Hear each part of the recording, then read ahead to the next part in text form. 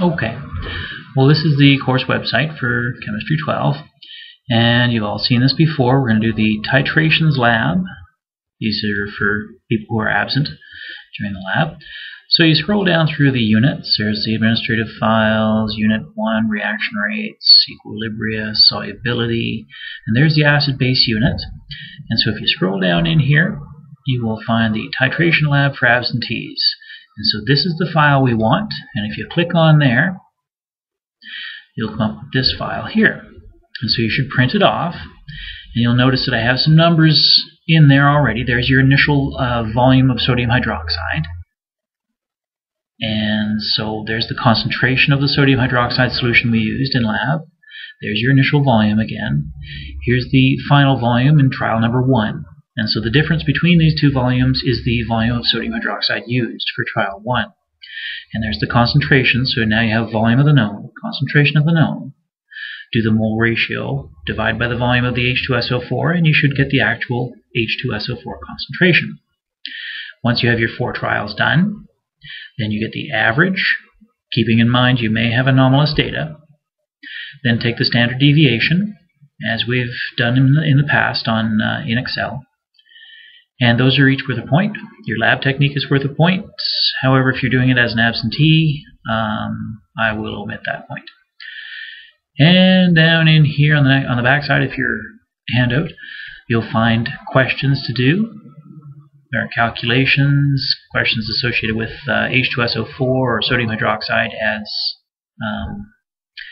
appropriate things or possible problems that you might have with them. Same with phenolphthalein as our indicator. Anyways, and so answer all those and pass it in. Okay, so this is the Titrations Lab, and we've labeled our 100 ml beakers. We've taken approximately 60 mils of each solution. Sulfuric acid, which is approximately 0.1 molar, but we're going to find out what the concentration really is. And sodium hydroxide, which is 0.275 molar. And so that's what we've got in our beakers. Now, one of the things you need to do is prepare your samples. And so we'll have 4 samples in these Erlenmeyer flasks. Hopefully you can see those. And the first thing we're going to do is use a volumetric pipette, which has a single graduation on the narrow neck. And we need to equilibrate the glassware. What that means is rinse it with the solution we're going to be using. So, we'll just suck up a little bit. If you touch it to the bottom, make sure you tip it over a little bit, like that, so that it doesn't vapor lock on the bottom. And you use a pipette bulb like that, squeeze bulb, being careful not to draw the fluid into the bulb. So, we draw up approximately half of the pipette. So maybe you can see it, touch the tip to the point, and so you can see it in there. And we let it draw towards our finger a little tiny bit, not much. And we roll it around like that, and we drain that into the waste. So this can go down the sink. The products of this are just an ordinary sea salt. Not sodium chloride, but sodium sulfate. Anyway, so that's equilibrated. Normally you would do that 3 times, however, for our purposes here in Chem 12, that's once a... Okay, so I'm going to draw up my fluid above the single graduation and let it draw down.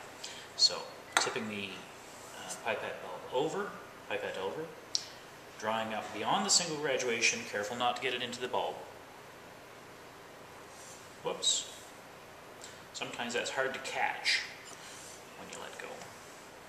And touching to the side of the container, hopefully you can see the graduation, I let it drain down so the bottom of the meniscus is on the single graduation. Just like that. And now I touch the tip again to the side of my container, my Erlenmeyer flask, hopefully you can see that, and let it drain down. And so these pipettes are 10.00 mils, plus or minus 0.04, and it's to deliver in 11 seconds, which means once it gets to the bottom and you think it's empty, wait 11 seconds with the tip touched to the side, and at 20 degrees Celsius, that's 10.00 mils, plus or minus 0.04. Anyway, so there it is. I'll put 1 drop of phenolphthalein in. That's the indicator for our titration. And now I'll equilibrate my burette. Okay, when you first get your burette, the valve is open. That's the valve right here. They've all been serviced recently, so they should be pretty good, but you might need to check this little nut here to make sure it's tight enough. It doesn't have to be too tight, but if it leaks, you want to tighten that up a little bit. Anyways, when we go to put fluid in here, make sure you close this valve so it's straight across the glassware. Anyways, and we're going to put about 5 mils-ish sodium hydroxide in here. And I'll roll the barrel of the burette as I do it. Okay, so maybe you can see that there's some up in here. It's on the graduations. Now, I need to, so this is the rinse, the equilibration. And so I'm going to turn the valve on full blast and it'll fill up this tip. And I might have to shake it to make sure the bubbles come out. There's the bubbles going. There, they're gone. Now we close our tip. The tip is now rinsed, equilibrated, and full. So we close this, and then we dump this into the waste. The waste is the sink. This is the material that's found in Drano. Anyway, so it's fine to get down the sink. And we roll the graduated, or the burette, as we dump it out.